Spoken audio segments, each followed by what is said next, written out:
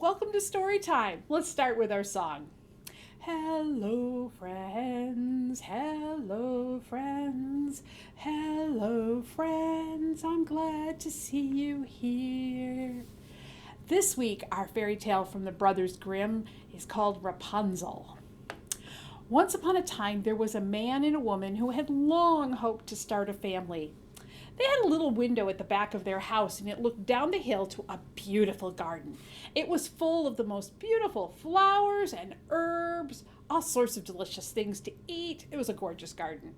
And all around the garden was a high wall that no one dared climb because the garden belonged to a powerful conjure woman whom everyone was afraid of. One day, the woman was standing by this window looking down the hill into the garden when she saw a plot of radishes that were blooming with their beautiful purple flowers. I bet you didn't know that radishes had beautiful purple flowers. In her country, radishes are called by the name Rapunzels. And she all of a sudden wanted to eat radishes. This urge increased every day, and as she knew that she could not get any of it, because after all, who wanted to climb over the wall and, be dared by the conjure woman, she began to look pale and miserable and sad because all she wanted was radishes and she couldn't have them. Her husband got alarmed and he said, "What is wrong, dear wife?" She replied, "If I can't have some of those radishes in the garden behind our house to eat, I shall die." Her husband was alarmed. He loved her. He thought, "I love my wife too much to let her suffer. I will be brave, and I will go get some radishes from that garden." So in the late evening, as the sun started to go down, he went down the hill, climbed over the wall, grabbed a handful of radishes, climbed back over the wall, ran up the hill, and took it to his wife. She cleaned them up. She made herself a salad, and she ate it. Oh, she loved it. They were the best radishes she'd ever had in a salad. They were so good. The next day she wanted more.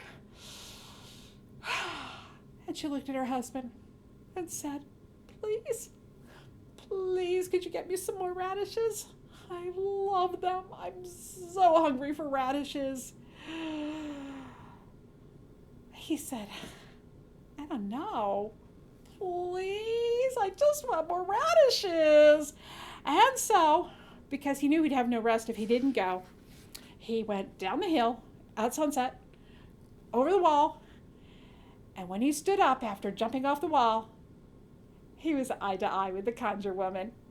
"How dare you," she said, "climb into my garden and steal my radishes like a thief?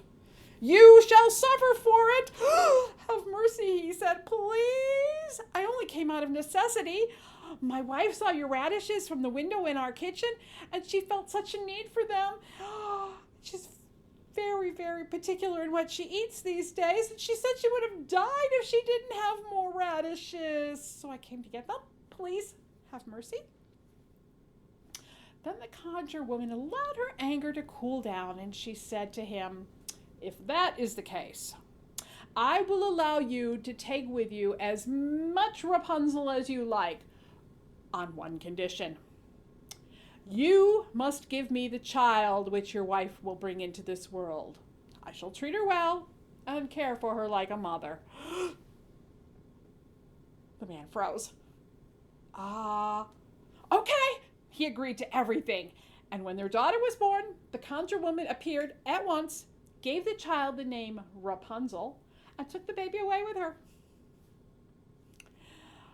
Rapunzel grew and grew. She grew into the most beautiful child beneath the sun. And when she was 12 years old, there was a pandemic. Wanting to keep Rapunzel safe, the conjure woman shut her in a tower which lay in a forest and had neither stairs nor door. When the conjure woman wanted to come in, she stood beneath the tower and called out, "Rapunzel, Rapunzel, let down your hair to me." Now, Rapunzel had magnificent long hair. And when she heard the voice of the conjure woman, she would take one of her braids and wind it around a hook next to the window, and the hair fell down 4 stories. That's some long hair. And then the conjure woman would climb up the braid.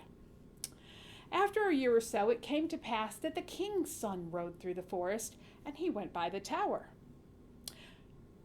Then he heard a song which was so charming that he just froze and listened. The song was from Rapunzel, who in her solitude passed her time in singing. It was lonely in that tower. The king's son wanted to climb up to her, and he looked for a door or stairs, but there was none to be found. He rode home, but that singing had so deeply touched his heart that every day he went out to the forest and listened to it. Once when he was standing behind a tree, he saw the conjure woman come, and he heard how she called, "Rapunzel, Rapunzel, let down your hair." And then Rapunzel would hook a braid around the hook, drop it down, and the conjure woman would climb up to her. "If this is the ladder by which one climbs, I will for once try my fortune," he said, and the next day, when it began to grow dark, he went to the tower and cried, "Rapunzel, Rapunzel, let down your hair." And immediately a braid came down, and the king's son climbed up.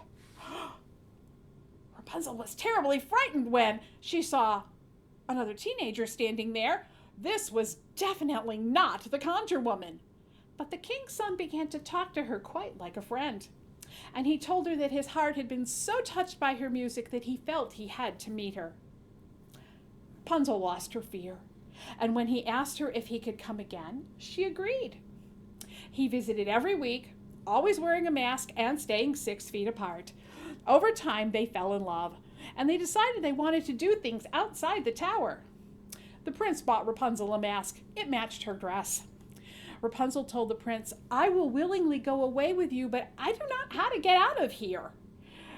If you bring a skein of yarn every time you come, I will weave a ladder with it. And then when the ladder is done, I will climb down and you can take me away on your horse." They agreed that until the ladder was done, he would come to her every evening, for the conjure woman came during the day. The conjure woman remarked nothing of this until once Rapunzel said to her, "Why are you so much heavier for me to pull up on my braid than the king's son? He is much lighter and doesn't pull my hair as much." "You wicked child," said the conjure woman. "What do I hear you say? I thought I had separated you from the world, and yet you have deceived me." And in her anger, she clutched Rapunzel's beautiful braids, grabbed a pair of scissors, and snip, snip, pop. No more braids on Rapunzel's head. When the prince came that evening, he did not hear Rapunzel singing, so he went away. Rapunzel was all alone in her tower, and she thought the prince had gotten tired of waiting for her and had left her for someone else. The prince thought Rapunzel must have finished her ladder and decided she didn't want to see him anymore and gone away on her own. Rapunzel quit singing because she was sad. The prince quit visiting because he thought Rapunzel was gone. And the only one who was happy was the conjure woman, because they were both so sad. One day, after what seemed like forever, Rapunzel went back to working on her yarn ladder, and she finished most of it. When it was dark, she tied the ladder to a hook and climbed down. She had to jump the last 10 feet or so. When she reached the ground, she took off running down a well-worn path, and the path led to a small cottage on a hill with a light in the window. Rapunzel had never known anyone but the conjure woman and the prince, so she was very cautious as she went up to the house. She looked through the window, and she saw a man and a woman, and they looked so sad. Rapunzel understood feeling sad. She knocked on the door, and the man who opened the door looked at Rapunzel, and she looked at him, and they stared at each other like they were looking in a mirror. They looked so much alike. Unknowingly, Rapunzel had found the home of her mother and father. It was a joyous reunion. They told her the story of her birth. They told her the pandemic was over. They sent a message to the prince at the palace, and he came at once. And the 4 saddest people in the world became the 4 happiest people in the world that day. And the conjure woman, she delighted in her own misery. And that is the story of Rapunzel. See you next week for story time. Goodbye, friends. Goodbye, friends. Goodbye, friends. It's time to say goodbye.